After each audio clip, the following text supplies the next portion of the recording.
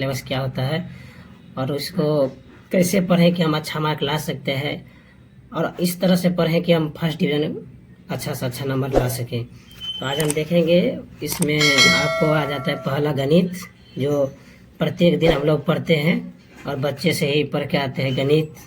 इसको इंग्लिश में मैथ बोला जाता है, मैथमेटिक, MATHEMATICS, मैथमेटिक्स कहिए।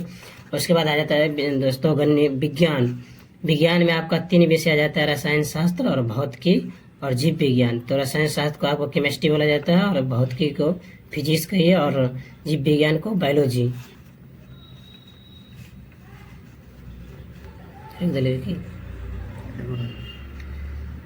तो देखिए दोस्तों, जैसे इसको इंग्लिश में CHEMASTRY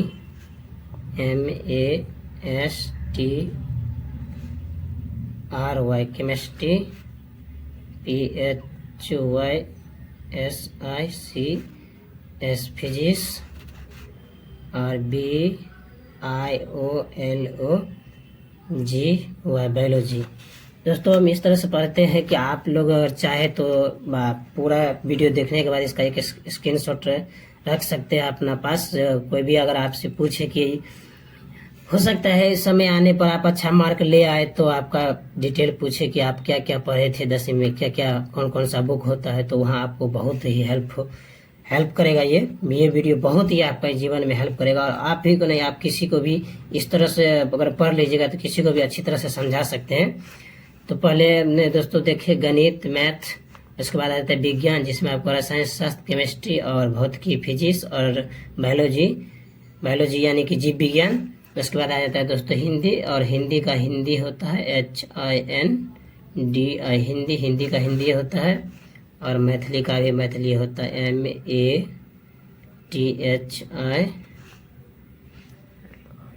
मैथिली। उसके बाद दोस्तों इसमें आ जाता है मैं हिंदी और मैथिली, यानी कि हिंदी का भी एग्जाम होता है और मैथिली का, और इन दोनों में आपका कॉमन आ जाता है व्याकरण।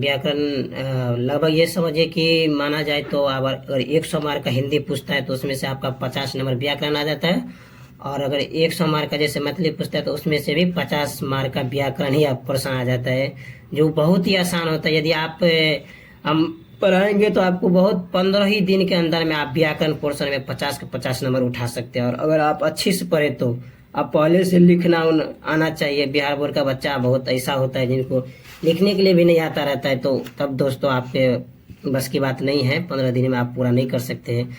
उसके बाद आ जाता है आपको सामाजिक विज्ञान, जिसमें आपका 5 विषय पढ़ना रहता है। से इसमें आ जाता है इतिहास, जिसे आप हिस्ट्री कहते हैं, HISTORY, बीते हुई बात को इतिहास कहा जाता है। उसके बाद आ जाता है दोस्तों भूगोल, जिसको ज्योग्राफी, GEOGRAPHY,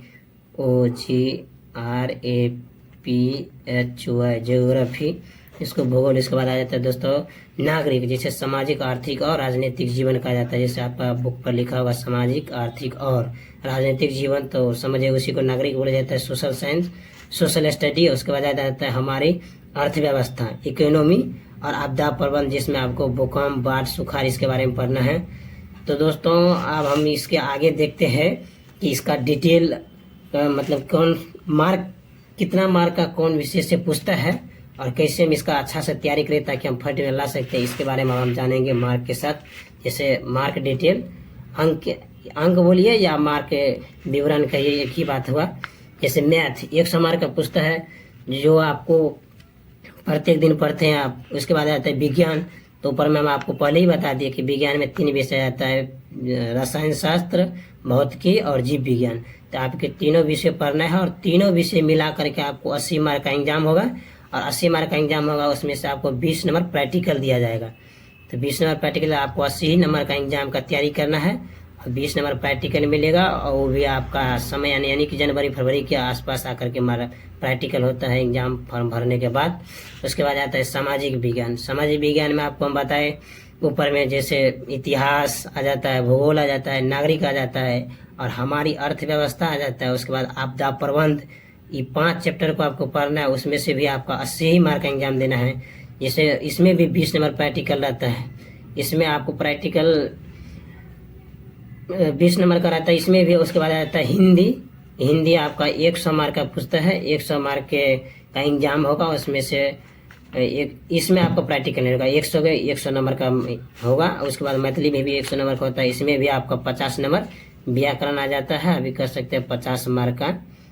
आप ऑब्जेक्टिव क्वेश्चन आप तो दोस्तों 100 रहता है, 100 में से आप 50 नंबर ऑब्जेक्टिव से उठा सकते हैं व्याकरण से, और मैथिली में भी 50 नंबर आप मैथिली में उठा सकते हैं। 50 नंबर आपका व्याकरण से इसमें भी आ जाता है। और 50 नंबर में आपको दोस्तों ये नहीं है कि पूरा ऑब्जेक्टिव ही पोर्शन रहता है, सब्जेक्टिव से भी आता है और ऑब्जेक्टिव से भी आता है। हम उस पर भी बात करेंगे, क्योंकि अगर आप चाहते हैं कि हम कम समय में अधिक से अधिक नंबर उठा सके, तो इसके लिए आपको हम, अगर आप सिचुएशन देंगे, आप बोलिएगा सर क्या कौन सा विषय अच्छा रखे जो हम अच्छा से अच्छा नंबर ला सकते हैं, तो हमारा मानना होगा कि आप मैथिली ही रखिए। वैसे तो 10वीं में 2 तरह का छात्र होता है, कुछ छात्र आपका व्याकरण रख लेता है, संस्कृत, तो संस्कृत आप रखिएगा तो उसमें से आपका संस्कृत एक बुक आ जाएगा। उसके बाद 10वीं में एक हिंदी होता है जो पर्सनल 10वीं का ही होता है, तो आप अगर संस्कृत रखते हैं तो आपका संस्कृत भी पढ़ना पड़ेगा, और उसके बाद आपको 10वीं का हिंदी पढ़ना पड़ेगा, जो आपको कभी नहीं पढ़े हैं। न तो आप संस्कृत कभी पढ़े हैं और न तो हिंदी पढ़े हैं, ये दोनों आपका लिए नया विषय आ जाएगा। और भी संस्कृत में आप तैयारी भी करते हैं तो एग्जाम में आप ज़्यादा अशुद्धि लिख दीजिएगा, जिसके कारण आपका मार्क काटा जाएगा। इसीलिए हमारा गाइडेंस है कि आप मैथिली ही रखिए, जो कि हमारा मातृभाषा है, और मातृभाषा है इसमें आप जितना अच्छा लिखिए उतना मार्क आएगा। उसके बाद आप हिंदी रखिए, और अगर आप गणित, विज्ञान और समाज विज्ञान यानी कि आप हिंदी मैथिली रखे हैं, तो इसमें हम कैसे अच्छा नंबर ला सकते हैं, तो इसमें हम आपको बताएंगे। जैसे आप गणित रखिए, गणित में आप अच्छा से अच्छा नंबर लाइए, ताकि 100 का 100 नंबर उठाइए।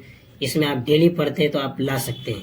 उसके बाद आ जाता है हिंदी, हिंदी में आपका 100 नंबर है। इस विषय को दोस्तों आप इतना हल्का में नहीं लीजिए, आप सोचिए कि आप जब रिजल्ट आएगा तो आपको लोग ये नहीं देखेगा कि इस सामाजिक विज्ञान या विज्ञान में क्या नंबर है, आपको ये देखेगा कि हिंदी में भी कितना नंबर है वो भी नहीं देखेगा। आपको ओवरऑल मार्क आप फर्स्ट किए या सेकेंड किए या थर्ड किए ये मान्य रखता है। तो आप यदि हिंदी रखिएगा तो 100 नंबर का, अब इसको आप आसानी से तैयारी कर सकते हैं, क्योंकि हिंदी रहता है आपको 8वीं क्लास का, और वो भी 8वीं क्लास में आप एक बार पढ़े हुए हैं। एक बार आप 8वीं क्लास का हिंदी आ रहता है और वो आप पढ़े हुए हैं और दोबारा पढ़िएगा तो आपको बहुत ज़्यादा से ज़्यादा नंबर उठा लीजिएगा। उसके बाद आ जाता है मैथिली, तो मैथिली में भी 100 नंबर का, इसमें भी आप बहुत नंबर उठा सकते हैं। इसमें बहुत आसान सवाल पूछता है, उसमें आप व्याकरण पोर्शन दोनों में है, और हम इस तरह से आपको बता देंगे कि व्याकरण पोर्शन में 100 का 100 नंबर, यानी कि दोनों मिलाकर मान लीजिए अगर 100 नंबर मार्क हो गया तो 100 नंबर आप अच्छा से उठा सकते हैं। वही व्याकरण में हम चलेंगे, व्याकरण में भी हम बताएंगे, आपको पूरा डिटेल से बताएंगे, ताकि आपका एक भी मार्क का क्वेश्चन नहीं छूटे।